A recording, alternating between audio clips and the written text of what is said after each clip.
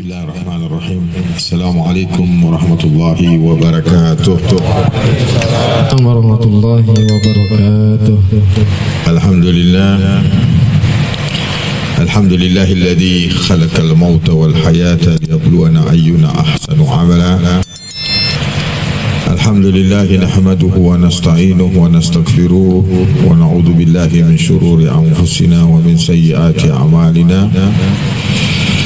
من يهده الله فلا مضل له ومن يضلل فلا هادي له أشهد أن لا إله إلا الله وحده لا شريك له وأشهد أن محمدا عبده ورسوله لا نبي بعده اللهم صل وسلم وبارك على سيدنا ومولانا وحبيبنا محمد وعلى آله الطيبين الطاهرين وأصحابه الميامين وعلى من اتبعهم بإحسان إلى يوم الدين.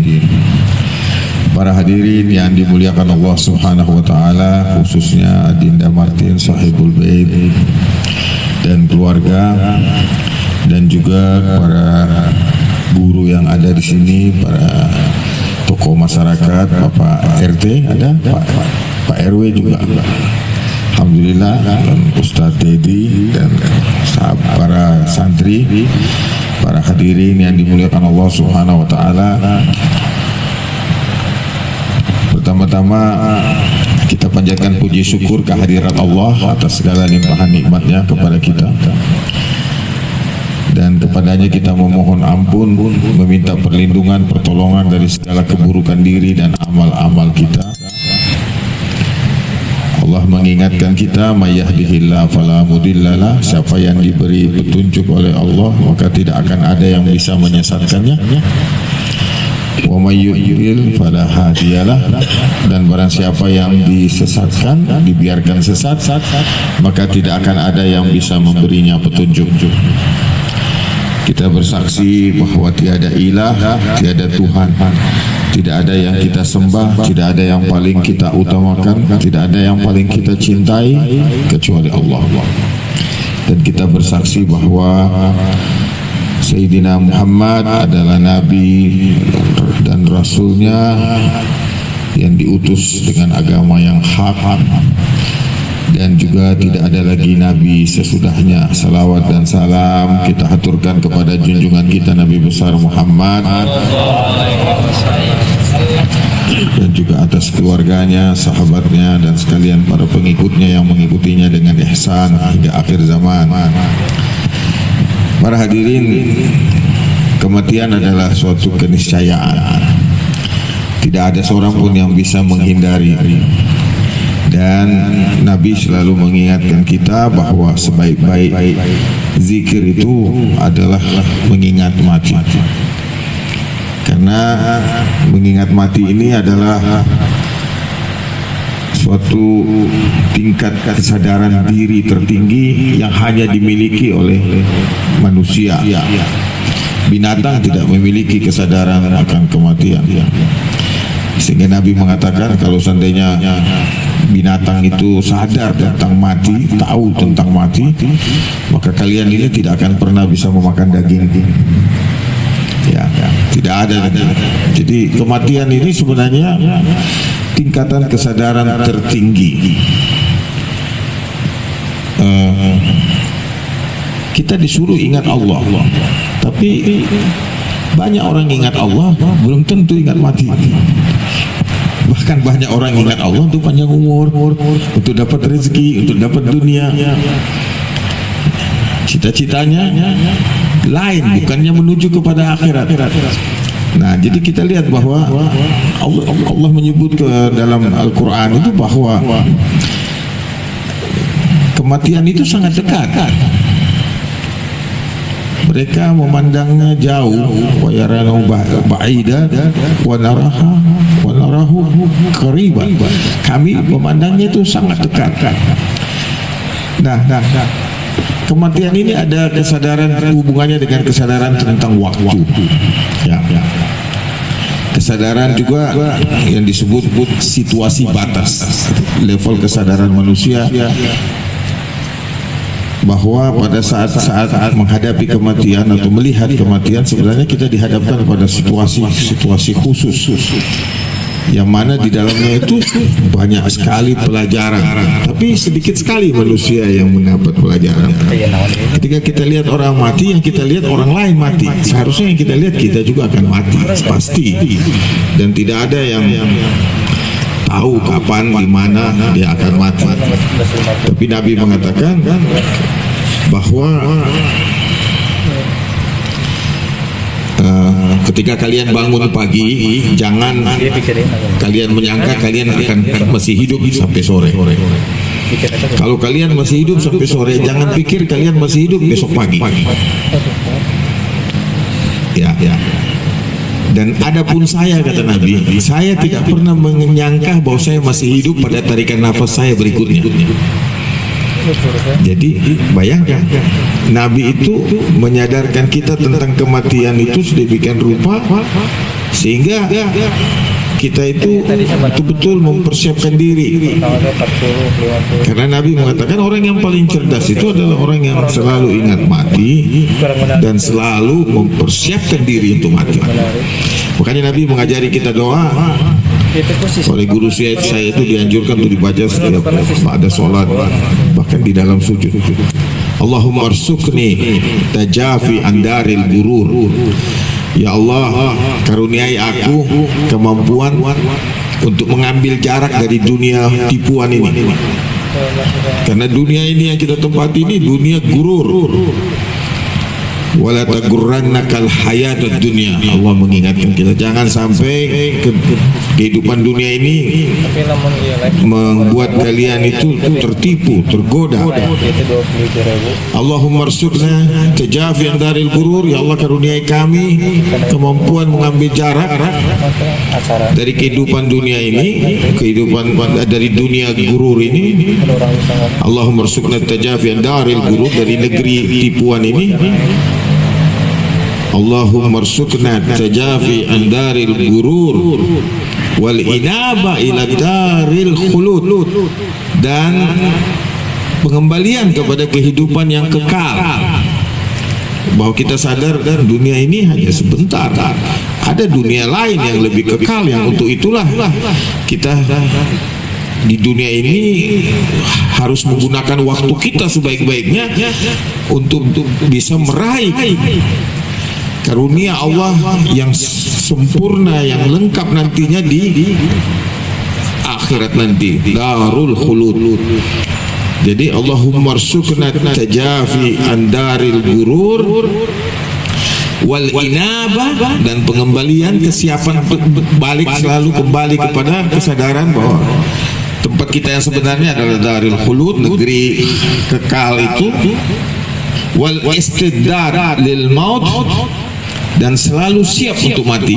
Istiddad lil maut qabla hululil faut, sebelum hilangnya kesempatan. Jadi doa ini dibaca kalau bisa di sujud terakhir atau sesudah sujud kita. Allahumma arsukna tajafi andaril gurur wal inaba ila daril khulud wal istiddad lil maut qabla khululil faut. Dalam doa ini terdapat pelajaran yang dalam tentang makna hidup ini, bahwa memang kita diciptakan Allah di dunia ini untuk jadi khalifah, punya tugas, punya kewajiban sebenarnya. Tapi tugas itu sendiri, ketika Allah mengatakan inni ja'ilu fil ardi khalifah, bahwa aku akan menjadikan khalifah di muka bumi ini, itu pun sempat diprotes oleh para malaikat. Kenapa? Ternyata banyak manusia yang tidak memahami tentang tujuan mereka di dunia ini. Ataj'alu fiha may yufsidu fiha wa yasfiku dima. Ya Allah, apakah engkau akan menciptakan di muka bumi ini menjadi khalifah makhluk yang akan merusak di muka bumi dan menumpahkan darah. Dan ini kenyataan. Kita melihat Dunia ini sejak manusia berada di muka bumi ini tidak lepas dari kerusakan dan pertumpahan darah. Dan itu adalah suatu kenyataan. Tapi di sisi lain kita juga harus melihat bahwa malaikat melihat sisi buruk manusia, tapi Allah mengatakan ada sisi baik manusia. Kamu tidak melihat orang-orang saleh, para nabi, para siddiqin, para syuhada, para salihin, yang mana mereka jauh berbeda dari orang-orang yang berbuat kerusakan tadi. Nah, apa yang membedakan mereka ini? Ya, apa yang membedakan mereka? Ada, ini sedikit menganalisa secara sosiologis, kenapa dua anak-anak Nabi Adam, yaitu Kabil dan Habil, dua-duanya dibesarkan oleh bapak yang sama, ibu yang sama, lingkungan yang sama. Tidak ada pengaruh sebenarnya yang kita bisa lihat pengaruh lain daripada keduanya. Kenapa bisa lahir dua anak yang kemudian satu jadi baik, satu jahat?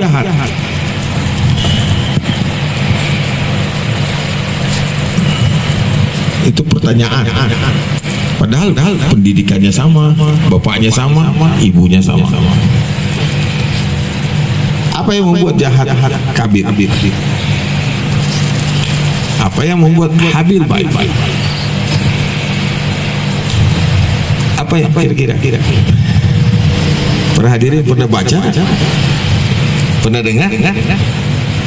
Kan kita hanya taunya Kabil jadi jahat, Habil jadi orang baik. Tapi apa gerangan yang mendorong Kabil bisa kok jadi jahat, padahal boleh dikatakan lingkungannya sama, bapaknya sama, ibunya sama, tapi kok beda? Kata seorang sosiolog, Dr. Ali Syariati, dia bilang, analisa pekerjaannya. Apa pekerjaan Kabil? Apa pekerjaan Kabil? Bercocok tanam, petani. Apa kerjaannya Habil? Pemburu. Belum beternak, dia pemburu. Apa yang membedakan dua mata pekerjaan ini? Kalau seorang petani, dia tinggal di tempatnya, dia menetap di tempatnya, dia punya rasa memiliki yang kuat. Jadi kecenderungan untuk merasa memiliki itu kuat pada Kabil. Sedangkan Habil, dia berburu, dia berpindah-pindah tempat. Dia tidak pernah terikat pada satu tempat. Jadi tidak ada keterikatan. Nah, semua agama, mau itu Hindu, Buddha, Kristen, semua.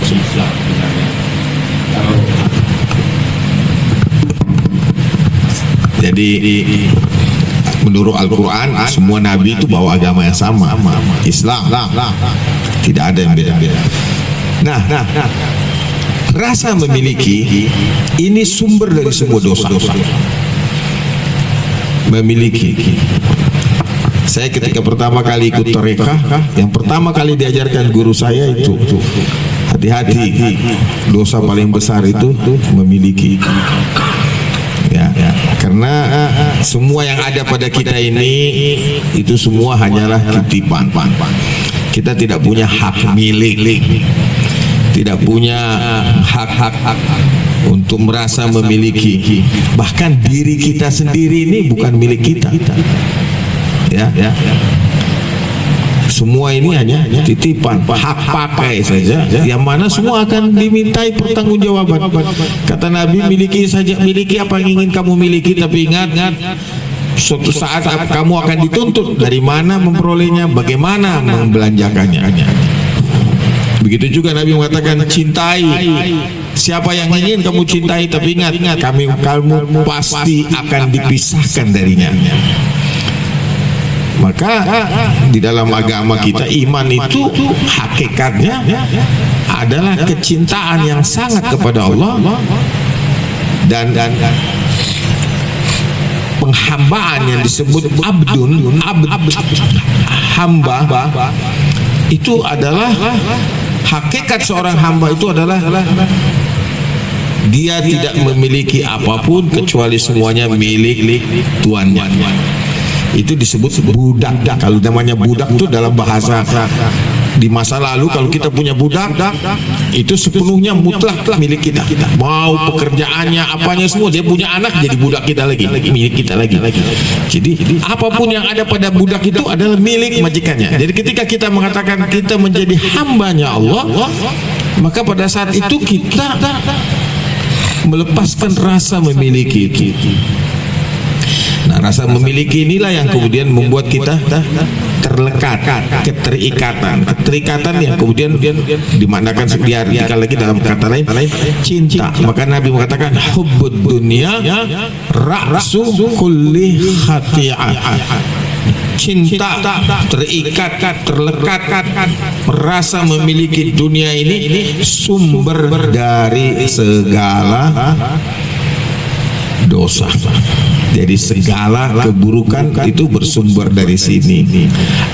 Ahlan wa sahlan Ustaz. Jadi saya ingin ingatkan diri saya terutama ya, bahwa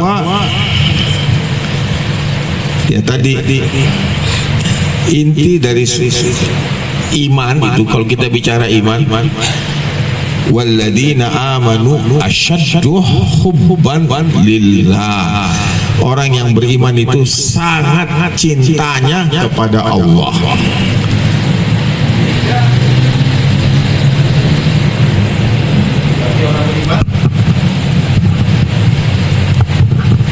Kata Nabi, saat yang paling bahagia bagi orang beriman itu adalah kematian. Ya. Kok kita bisa bilang begitu? Karena kalau saya mencintai seseorang, saat yang paling indah, paling membahagiakan saya adalah ketika saya diarak ke pelaminan bertemu dengan kasih saya. Ya kan? Kalau saya betul-betul cinta kepada Allah, maka puncak kebahagiaan saya itu adalah perjumpaan dengan Allah. Makanya di dalam Al-Quran Allah mengatakan bahwa ketika Allah berbicara kepada kita, Allah itu menawarkan apa kepada kita? Faman syaa'a liqa'a rabbi. Siapa yang ingin berjumpa Tuhannya. Bukan faman syaa'a liqa'al jannah, faman syaa'a dakhalal jannah. Enggak ada tawaran begitu. Tawaran Allah itu perjumpaan dengannya. Faman syaa'a liqa'a rabbi, siapa yang ingin ketemu Tuhannya, falyamal amalan salih wala yusyrik bi ibadati rabbih ahada. Siapa yang ingin berjumpa Tuhannya, maka hendaklah dia beramal amalan saleh dan jangan sekali-kali menyekutukan Allah dengan sesuatu apapun. Nah, ini intinya agama. Jadi ketika kita salat, ketika kita puasa, ketika kita zakat, sedekah, itu semua adalah latihan melepaskan diri dari kecintaan kepada dunia. Jadi kalau salat itu benar, dan salat ini paling inti karena as-salatu imaduddin. Salat ini tiangnya agama. Kewajiban mutlak itu ada pada sholat. Kalau puasa boleh, tidak puasa. Kalau berhalangan karena sakit, perjalanan. Haji boleh nggak haji kalau miskin, kalau tidak aman keadaan, tidak mampu. Zakat boleh nggak zakat, bahkan boleh menerima zakat, ya kan? Jadi wajibnya zakat itu jatuh kalau kita tidak mampu, bahkan kita yang menerima zakat. Tapi kalau sholat itu tidak ada rukhsah, nggak ada, maupun sudah tidak bergerak, sudah lumpuh pun kita harus tetap sholat. Ya, karena sholat ini inti dari semuanya. Nah, kita tidak akan bahas panjang lebar mengenai sholat karena ini saya punya guru itu nulis buku setebal 500 halaman untuk mengenai rahasia sholat ini, bagaimana dalamnya itu sholat. Ya. Nah. Kata Nabi, mutu qabla an tamut, matilah kamu sebelum mati. Apa artinya mati sebelum mati? Dulu waktu saya ikut tarekat, Guru saya mengatakan, kamu harus latihan mati. Dan harus mati. Dan arti mati itu kamu harus bisa keluar dari tubuhmu kapan saja kau mau. Ya. Hanya saya nggak berani, saya baru coba baru sampai sini, mau lepas nggak berani lagi, nggak jadi lagi. Karena itu harus betul-betul tarik napas itu, tahan sampai lepas tuh ke atas, keluar, nanti masuk lagi. Namanya kalau orang Jawa bilang ilmu ngerogoh sukmo. Ya. Nah, kemampuan kita memahami diri kita, memahami kedudukan kita di muka bumi ini apa, makna khalifatullah fil ard, makna kematian dan seterusnya. Ini juga sesuatu hal yang harus kita pelajari dan kita pahamkan dengan baik. Karena sebenarnya para nabi itu datang mengajari kita tentang siapa kita, dari mana kita, untuk apa kita berada di dunia. Kalau guru saya bilang tujuan pendidikan itu bukan bikin cerdas orang, tapi terutama membuat orang itu tahu diri. Ma'rifatun nafs, tahu batas kemampuan diri. Karena banyak orang sepintar apapun, kalau tidak tahu batas kemampuan dirinya, dia akan merusak. Orang sebodoh apapun, kalau dia tahu batas kemampuan dirinya, dia akan tetap berguna. Ya.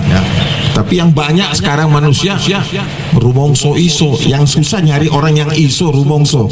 Ini kata orang Jawa. Tapi ngerti itu maksudnya? Ngerti ya? Merasa bisa. Ini bisa itu. Nah, tapi yang susah itu bisa merasa. Ya. Nah, pendidikan kan terutama itu membuat kita tahu diri, tahu batas kemampuan diri, tahu membawa diri, tahu menempatkan diri. Karena ini yang banyak orang pintar tidak tahu bawa diri, tidak tahu menempatkan diri, tidak tahu batas kemampuan dirinya, jadi koruptor. Ya, jadi penjahat. Naudzubillah min dzalik. Jadi para hadirin yang dimuliakan Allah Subhanahu wa taala, sebenarnya di dalam agama ini banyak sekali rahasia. Ya. Kalau kita tuliskan ini ilmu-ilmu Allah, law kana al-bahru midadan li kalimati rabbi la nafidal bahru qabla an tanfada kalimatu rabbi walau ji'na bimislihi madada. Seandainya ini semua lautan dijadikan tinta untuk menuliskan ilmu Allah, maka habis tuh lautan, tidak habis kalimat Allah tertuliskan, bahkan didatangkan lagi sebanyak itu tidak juga habis. Bahkan dalam ayat yang lain 7 lautan pun tidak cukup. Maka disinilah kita harus betul-betul merendahkan diri kita di hadapan Allah Subhanahu wa taala. Karena ilmu itu tidak akan mengalir kepada orang yang sudah merasa cukup. Innal insana la yatagha ar-ra'ahu istaghna. Manusia itu jadi pembangkang kepada Allah kalau merasa dirinya cukup ilmu, cukup harta, cukup apa saja yang akhirnya menjauhkan dia dari Allah Subhanahu wa taala.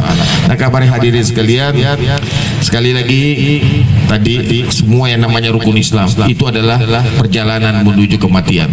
Saya kasih contoh sederhana. Ini yang saya ingin share kepada teman-teman, para sahabat. Salat. Kalau guru saya bilang, ini dari hadis dari Imam Ja'far Shadiq, kalau kita ruku, maka itu simulasi kita menyerahkan kepala kita untuk disembelih di jalan Allah.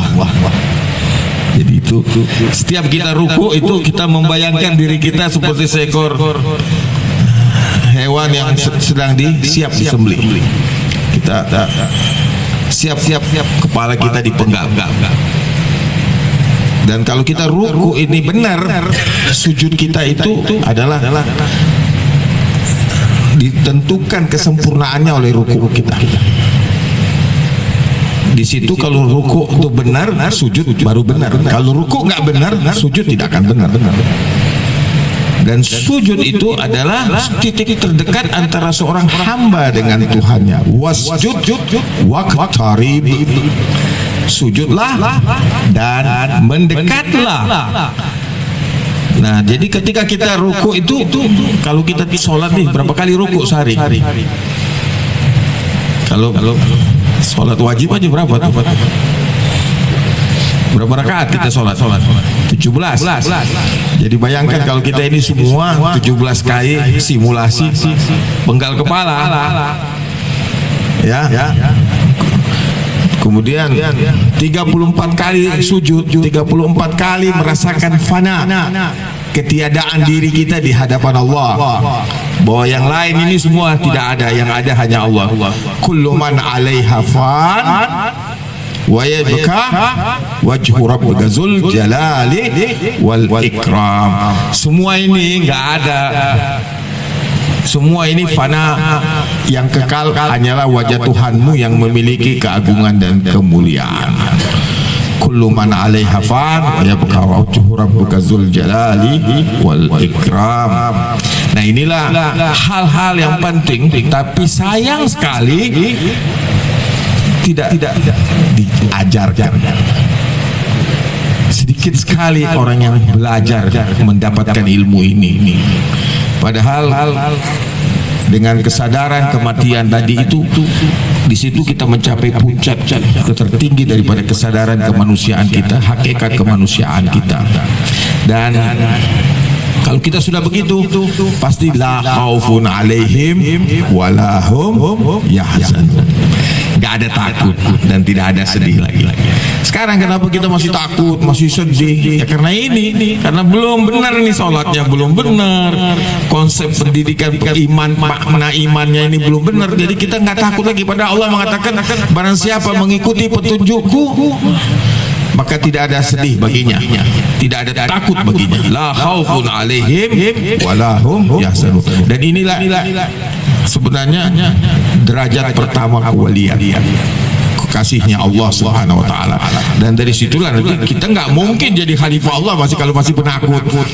Nggak mungkin jadi kekasihnya Allah kalau kita masih dikuasai kesedihan, rasa takut dan lain-lain. Nah, inilah pendidikan dasar seperti inilah yang sebenarnya dibangun oleh Nabi, sehingga dalam waktu berapa lama, hanya berapa tahun, Nabi sudah menjadikan umat Islam ini sebagai kekuatan terbesar yang paling ditakuti manusia pada masanya. Coba kalau kita semua ngamalin itu nggak ada takut lagi. Kita ini jadi singa semua. Sekarang kita jadi domba yang dimangsa singa. Kenapa kita jadi domba dimangsa singa? Karena kita jadi hubbud dunia, kata Nabi. Nanti akan datang suatu masa kalian ini jumlahnya banyak, tapi kalian ini dikuasai oleh selain kalian. Ekonomi kalian dikuasai, politik kalian dikuasai, teknologi kalian kalah jauh.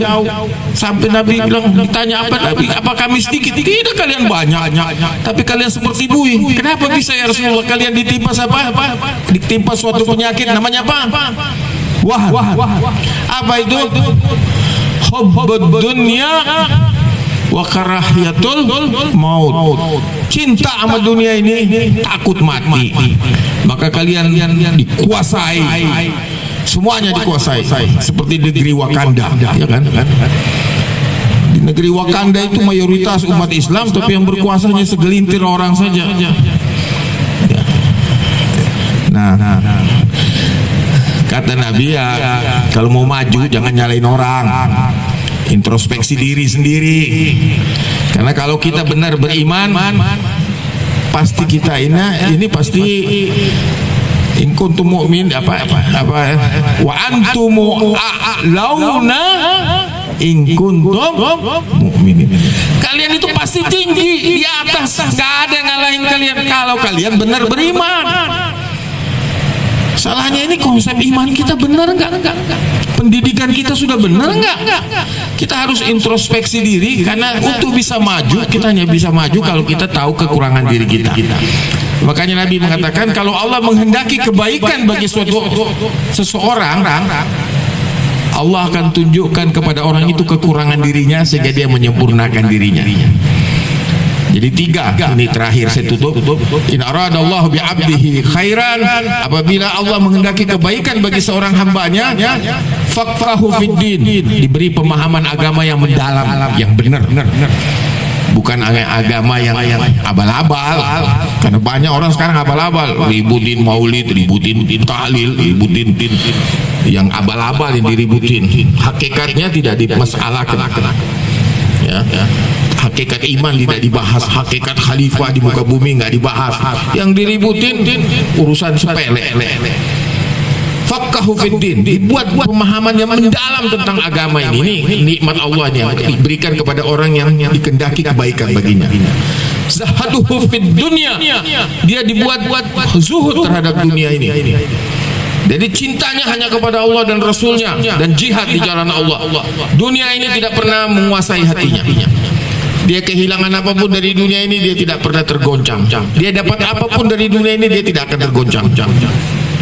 Dan yang ketiga, basaruhu uyubah, Allah akan tunjukkan kepada dirinya kekurangannya, sehingga dia terus menerus meningkat kualitasnya. Karena orang tidak mungkin maju kalau tidak lihat kekurangan dirinya. Orang tidak mungkin naik kelas kalau dia tidak lihat kekurangan dirinya.